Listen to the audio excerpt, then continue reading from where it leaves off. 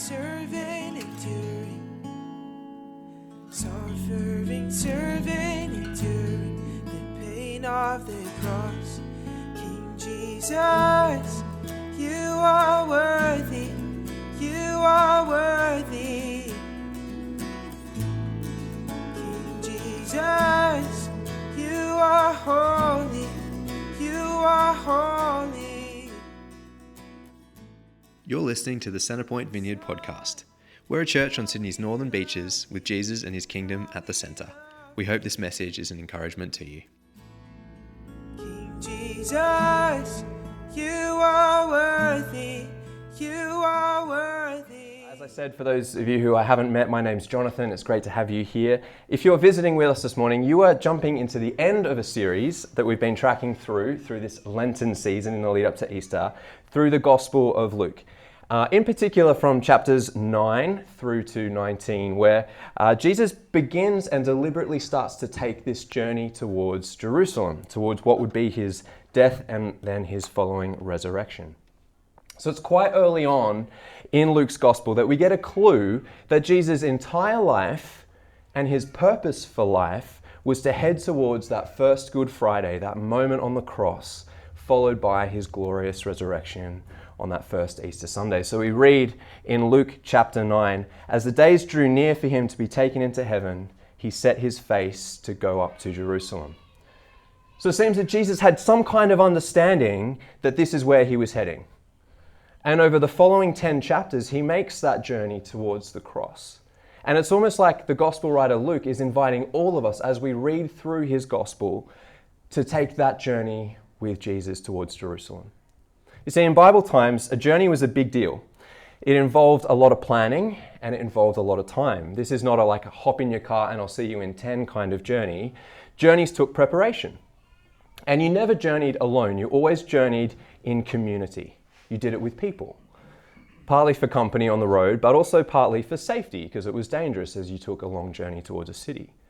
But relationship formed over journey. You would travel together and build relationship. And in the West, we tend to focus a lot of our attention on the destination, don't we? And the journey is kind of a necessary evil that we would prefer to skip over if we could. You know, we don't have a lot of time or appreciation for process. It's always, hey, what's my next career move? Or if I can just get through this phase of life, then the good stuff can start. Or when my kids will get to high school, or once I get my degree, then real life will begin. The problem with that is that life actually happens in process moments. And when we rush through process moments, we miss life and we often miss God. Paula Darcy, she was a former psychotherapist and she's an author, has a profound quote. God comes to us disguised as our life. It's essentially this idea that God wants us to find him in the midst of the ordinary, everyday process moments, as well as the sacred moments, like we just experienced in worship this morning. A lot of people think that coming to faith is like arriving at a destination. But the reality is that faith is a continual walk of lots of process moments. And if you've been following Jesus for any length of time, perhaps more than a couple of years, you'll know that instinctively to be true. There may have been key moments for you on that journey, but faith is a continual choice to set our face and our attention upon Jesus and his kingdom of love, and to walk that out with Jesus and with people over time. The gift of walking with Jesus is not destination, it is relationship. That is what we are made for, relationship with God and relationship with others. That is what Christianity is. Faith is not forming a firm conclusion about what I think, or supporting a particular political party, or taking particular political stances on particular issues. Christian faith is walking with Jesus in your everyday. And so we pick up this moment in Jesus' life that makes this possible for each of us. And it's in Luke chapter 23. Jesus called out in a loud voice, "Father, into your hands I commit my spirit." When he said this, he breathed his last. And we read that text, or had that read to us this morning. See, final moments, as opposed to process moments, tend to carry weight for us, don't they? We tend to pay attention to final moments. They seem to stick somehow in our long-term memory. If you've ever moved house, you might recall the final time you left that first house and you closed the front door. Or that time when you finished up a job and you remember your final day at work. Or perhaps you can recall a final conversation with a friend as they left for overseas and you said goodbye, knowing it would possibly be the last time you saw them for a while. I personally can vividly remember my final HSC exam. Pretty easy to remember because it was only a couple of years ago. And by that I mean over 20. And now you know how old I am. But I remember putting my pen down and leaving the paper on the desk and walking out, and I kind of expected it to be some kind of fanfare moment, like I'm walking in a music video. But honestly, it was just hugely underwhelming. I just remember walking home along Starkey Street. I went to Killarney Heights High School, the same road that I had walked hundreds of times before, realizing that everything that I'd worked really, really hard for the last few years was now finished. And I can't help wonder if the disciples on that first Easter felt kind of a similar thing. They journeyed with Jesus for 3 years to the point that they'd hoped would be this coming of the Messiah to overthrow the Roman Empire, and they would lead Israel into a time of political prosperity. And yet here he was, bleeding and dying on a cross, like a criminal, while much of the city was just closing their shops around for the holidays all around them. I mean, the emptiness of that moment must have been visceral, memorable. And so it makes sense then for the gospel writers to carefully include Jesus' final words and those details in their accounts. They might have seemed kind of inconsequential at the time, but they carry with them significant weight. For example, we look at John's account side by side with Luke's account, and we can spot a really interesting detail that John includes. See if you catch it. John 19, when he had received the drink, Jesus said, "It is finished." With that, he bowed his head and gave up his spirit. Did you catch it? It is finished. Seems like kind of an odd last sentence, don't you think? Why not at dawn on the third day, look to the east? Pretty sure that was Gandalf. Or even something instructive, keep on living how I've showed you to live. But it is finished? I mean, what's finished? The drawn-out process of a long and painful death? Well, yes, that. But we miss it in our culture. For the original hearers of the day, this phrase would have rung loudly in their ears. You see, what our Bibles translate, "it is finished," is a specific Greek phrase in the original text, tetelestai. Can you say that? Tetelestai. And in that culture at that time, tetelestai was a condensation symbol. A what? A condensation symbol. It's a phrase that carries more meaning than a literal translation. It's a phrase that instantly brings to mind a whole bunch of different images, emotions, ideas, feelings, memories. And when you touch a condensation symbol, an entire system of meaning kind of opens up in front of you. We actually use condensation symbols a lot in our language. You usually notice them when you have someone stay with you from another culture and you have to interpret half of the phrases that you're saying. For example, yeah, it's a really cool cafe. Very northern beaches. Can't believe they just did that. That is so un-Australian. Or if you're a Liverpool fan, YNWA, you will never walk alone. To a person living in the first century, tetelestai is a word that came with rich meaning. And it's a condensation symbol for 4 things in particular. The first, when a willing servant had finished his appointed task, he would say tetelestai. But often, if it was a really important task, maybe some family business, the father of the family wouldn't send a servant, he would send his own son to go and complete the task, the most trustworthy person that he knows. And the son would send word back to the father, tetelestai, it is finished. And so here we see Jesus, the Son of God, returning to the Father in heaven, having completed what he came here to do, to accomplish salvation for you and for me. The second was artists. When a painter or a sculptor would finish their work, they'd sort of step back and they'd just see, is there anything else that I need to do? And when they're happy with their project, they would say almost poetically, tetelestai, it is finished. And in Jesus, God's master restoration plan for his most beautiful creation, us, was being completed. The third was debt repayment. If you were paying off a debt, maybe like a mortgage, and you made your final transaction, the bank would send you a letter stamped, boom, tetelestai, no more payments. Jesus is saying that he has paid our debt in full. What debt? Well, there's nothing that we can do to earn our salvation or right relationship with God, no matter how hard we might try. Jesus offers us the free gift of grace. He made a payment on our behalf that we could not pay, to pay for the cost of our sin, so that we can live lightly and freely in relationship with God because of his death and resurrection, making that possible for us. And the fourth was a prisoner.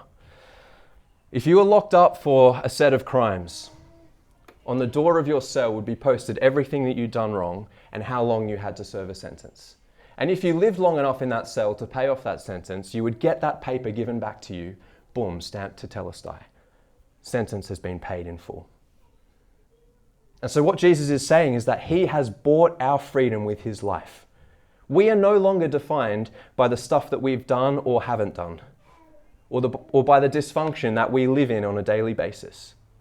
Jesus has granted us freedom from all of that.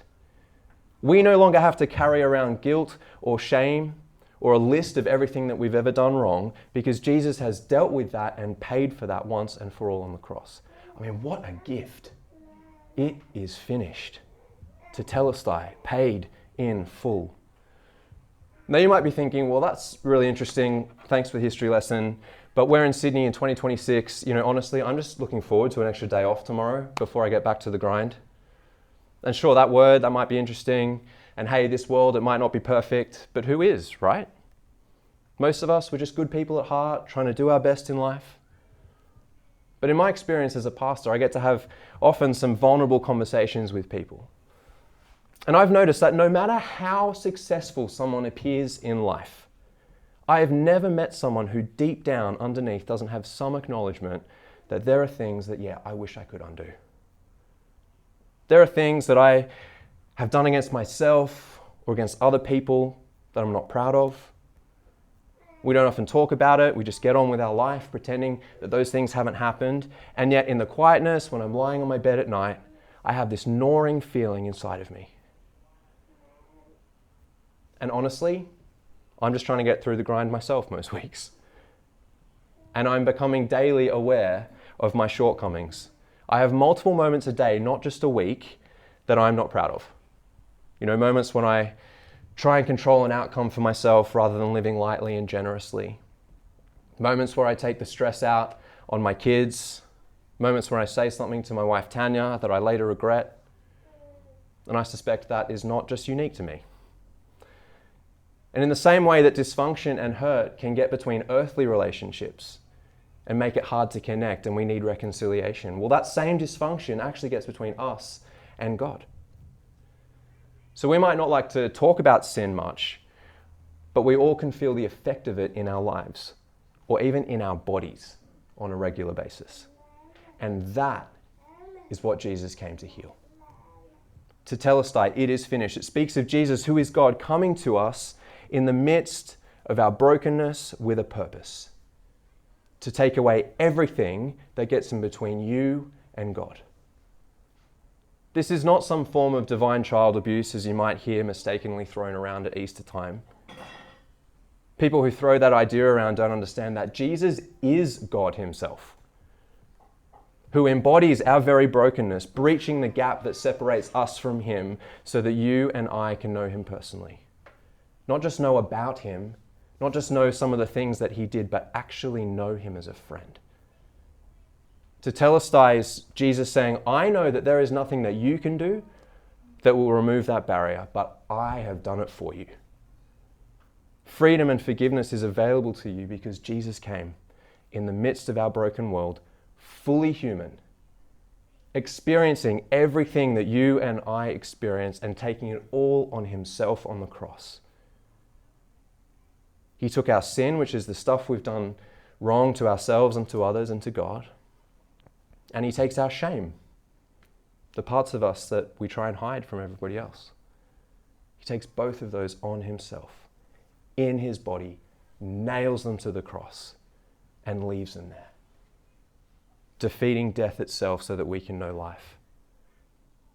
There is no other religion that has a philosophy or a scandal of grace like that.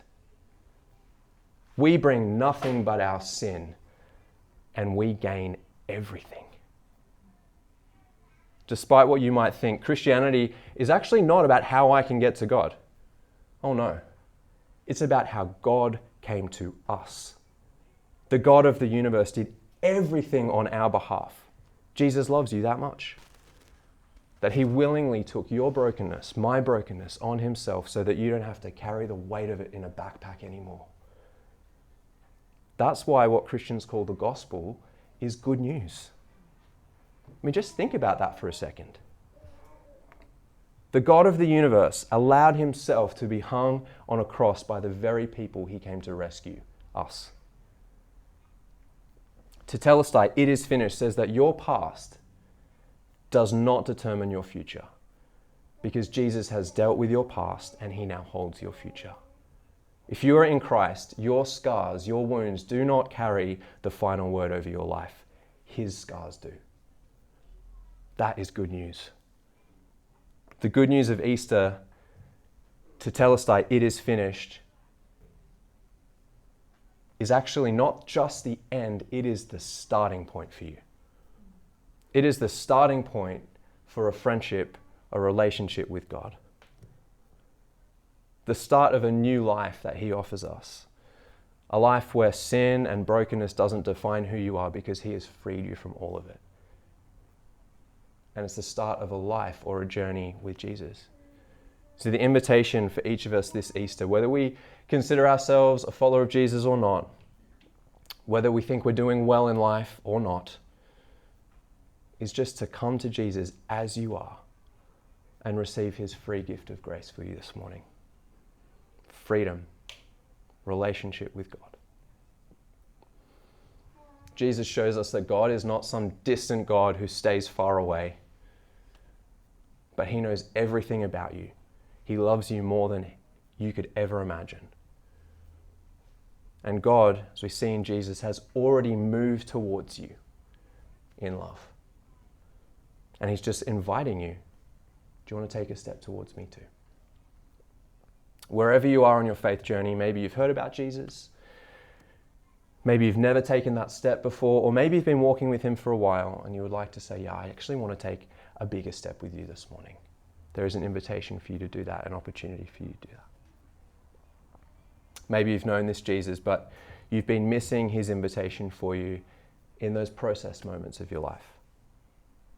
And you would like to know him in those process moments this Easter. So in a moment, I'm going to get us all to stand and we're going to respond in song. But I want to ask each of us this morning, where are you with Jesus? What's his invitation to you this morning? Well, his invitation to you this morning is to come back to him, to know him not only as God, but also as friend. A God who loves you deeply, who cares about the intimate things of your life, and welcomes you with open arms. His love and his grace is available to each of us. So how about we stand?